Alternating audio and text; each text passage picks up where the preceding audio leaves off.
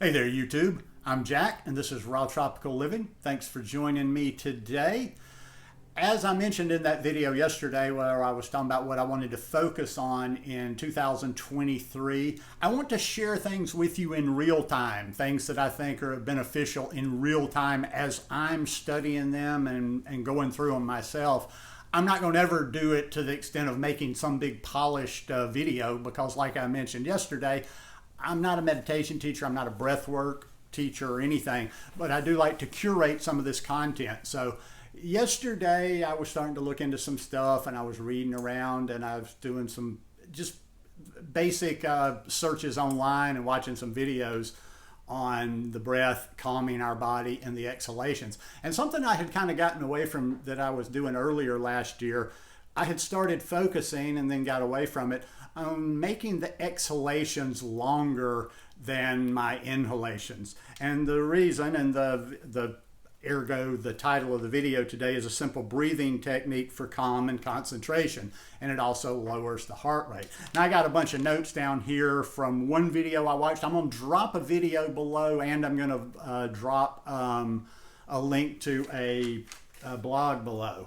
Let me read the blog first because it just kind of the blog explains simply kind of why this type of breathing.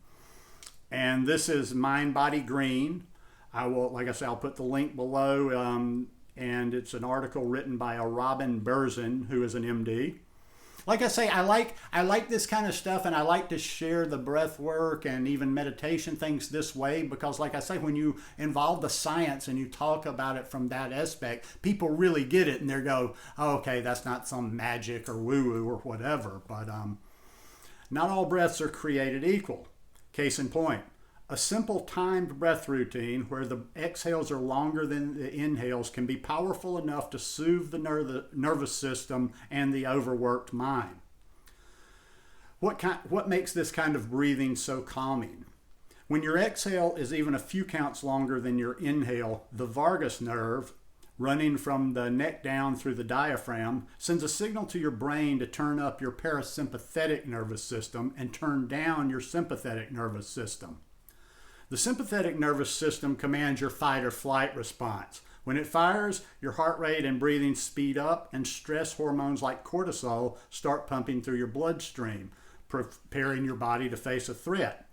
If the threat is a lion is chasing me and I need to run away, this response is helpful. But if the threat is I'm late to work, this response is not particularly helpful, and in fact, it can be damaging. When cortisol is elevated too frequently or for too long, it disturbs the body's hormone production.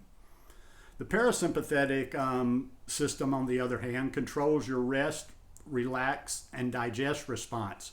When the parasympathetic nervous system is dominant, your breathing slows, your heart rate drops, your blood pressure lowers, and your body is guided back into a state of calm and healing. That one little paragraph there pretty much sums it up. If that's not enough to convince somebody, let's read that one more time. Sorry. The parasympathetic nervous system, on the other hand, controls your rest, relax, and digest response. When the parasympathetic system is dominant, your breathing slows, your heart rate drops, your blood pressure lowers, and your body is guided back into a state of calm and healing. Putting your body on a parasympathetic state is easier than you might think. It just takes a slight manipulation of the breath. Now, like I said, I'm going to drop this article below. You can look at their step-by-step instructions for their calming breath. This one is good. Nothing wrong with it. I just have one that I prefer that like I said, I had gotten away from. I've got a little app on my phone and I've got a little heart rate monitor, and it's called the 478.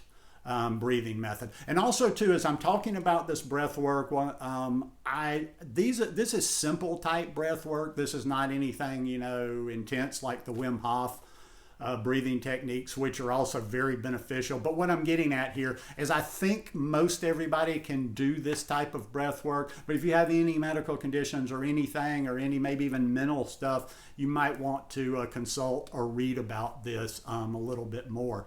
But what the 478 breathing method is just very simple.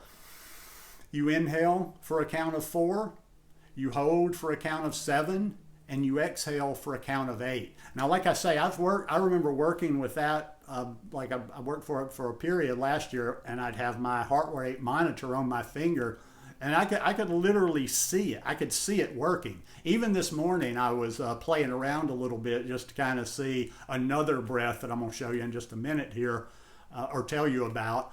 I tried it out a little bit, and I had my monitor on, and just sure as heck. And I got this at a CVS or something like that for like $15. You can pick one up. But I would inhale, and you can watch when you inhale, it rises. Your heart rate rises just a little bit. But that long exhale, you watch your heart rate start going down. And when you do this a number of times, it brings it lower on a sustained basis.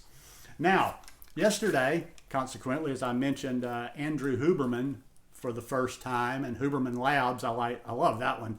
I came across another video of his, and that I'm going to drop the video below as well. And the title of the video, don't let it fool you, it's Methods to Improve Motivation. But if you let it go, like I think it's about 2 or 3 minutes in, where he also talks about the opposite and this breath for pulling it down. Now, this is what was new to me, and this is something new that I learned and about learning how to calm the nervous system. And some of you out there may be way more advanced than me, so you might already know this one. It's called a physiological sigh. A physiological sigh. And what a physiological sigh is 2 inhales followed by an extended exhale. And that's the fastest way to bring down autonomic arousal. And the reason being is, we'll get a little into the science here. You know, I had to write every bit of this down because I don't memorize stuff well. The first inhale dilates the sacs of the lung. The second inhale dilates them a little bit more.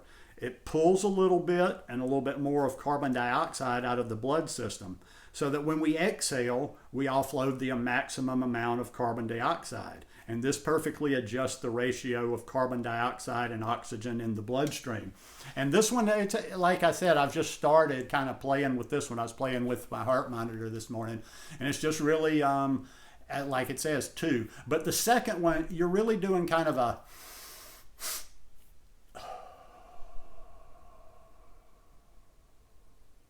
Yeah, I actually do the exhale through my mouth. So you're seeing we're like, it's actually, you start off as more of like a regular inhale. So the first inhale is definitely longer, where you're, and it's just a little short. Second one.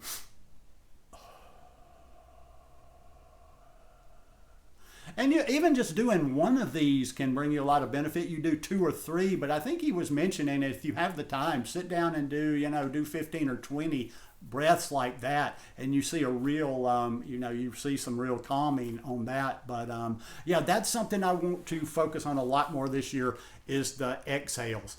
The inhales, sometimes I got caught up yesterday when I was doing a little breathing, and I just realized, like, I've gotten trained to where I just long, slow inhales, and even though that feels so good, it's raising the heart rate.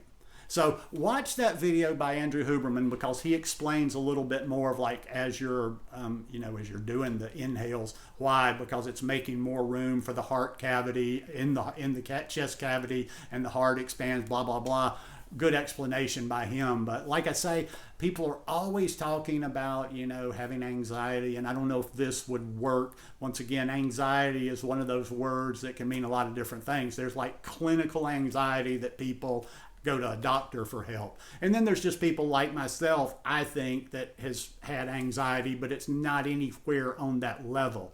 Now, I don't know if it helps with severe, but I just got to think that being able to calm yourself, bring your heart rate down a little bit, and to initiate that parasympathetic nervous system has got to be beneficial to most people out there. But once again, you can't say always or for everybody. So be sure and check that out for yourself.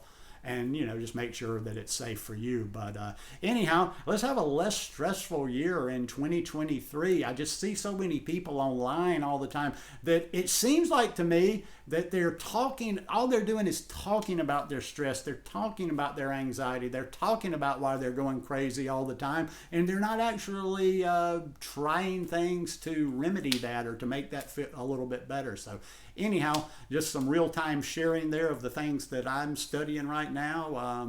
here we are in the second day of 2023. I keep saying it over and over to myself because I know eventually I'm going to say 2022. But anyhow, y'all have a beautiful day. Hope you like this video. If you like it, please give me a thumbs up. See you tomorrow, the next day, and have a beautiful week. Peace.